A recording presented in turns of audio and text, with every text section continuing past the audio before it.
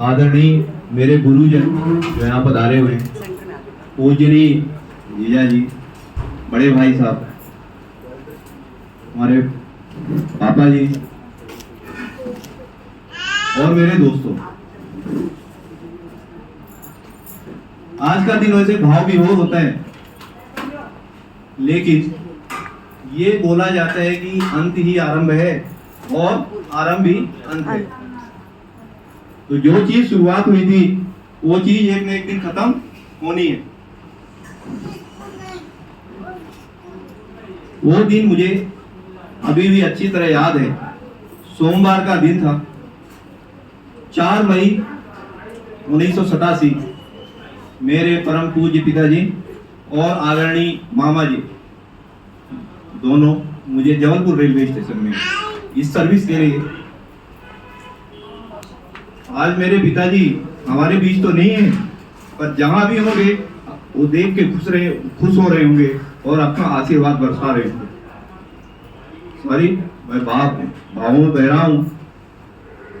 ये 37 साल ऐसे ही नहीं बीते। हमने काफी अप एंड डाउन देखे हैं इस 37 सालों में। नेवी की जिंदगी, हमारे गुरुजन बैठे हैं, उस समय जब हमने ज्वाइन किया था, ये पूरा मैनुअल नेवी था, पूरा मैनुअल ऑपरेटेड नेवी था।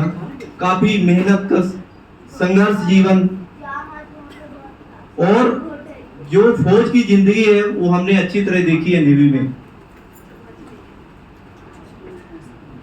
मैं आप सबके सामने एक वाकया पेश करना चाहूंगा। मैं एक जहाज में गया था, जिस जहाज में ना तो पीने का पानी था और ना नहाने का। नाम था आईएनएस संजीवनी। और जहाज इतना छोटा था कि हर 5 से 10 मिनट में एक बार उल्टियां होती थी। मैं उस उल्टी से इतना परेशान हुआ कि रात को 2 बजे मैं सी में कूदने के लिए बाहर निकला। मैं इतना परेशान हो गया, वो परेशानी मुझे झेली नहीं गई उस समय। इसलिए मैं कूदने के लिए मैं कूद जाऊंगा, मेरे के बाद जो मेरे माँ बाप को मिलेगा उससे उनका जीवन यापन अच्छे से हो जाएगा। लेकिन बाहर निकलते ही जैसे मुझे फ्रेश हवा मिली, ऑक्सीजन मिला, मेरे ब्रेन ने काम करना शुरू किया, तो मुझे ऐसा लगा नहीं, मैं गलत करने जा रहा हूँ। पर उल्टी सी इतना डर था कि मैं अंदर नहीं जा पा रहा। उस समय जो ऑफिसर राउंड पे होते हैं, उन्होंने मुझे वहां पे बैठे हुए देख लिया। उन्होंने बोला आप क्या कर रहे हो? मैं बोला नहीं सर, मुझे उल्टी हो रही है, इसलिए मैं अपर डेक में बैठा हूँ। बोला नहीं नहीं, आप जंप करने आए हो, आप चलो अंदर। वो मुझे लेके वापस ले गए। तो उस समय अपनों का आशीर्वाद और अपनों का प्यार, साथ में सिखाई हुई जो संस्कृति हमें विरासत में मिली है, वो काम में आया। हमारे पिताजी ये कहा करते थे,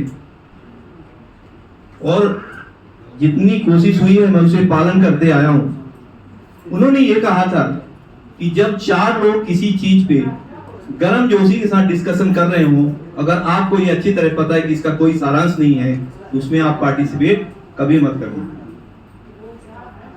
जिंदगी एक राह की ऐसी राह है जिसका डेस्टिनेशन, जिसकी मंजिल हमें दिखाई नहीं देती। जैसे हमें यहाँ से बॉम्बे जाना है, बॉम्बे दिखाई नहीं देता, बट सामने रोड जिसमें आप चल रहे हो उसे अच्छी तरह चलिए, धीरे धीरे आप मंजिल को पार कर लेंगे, मंजिल को पा लेंगे।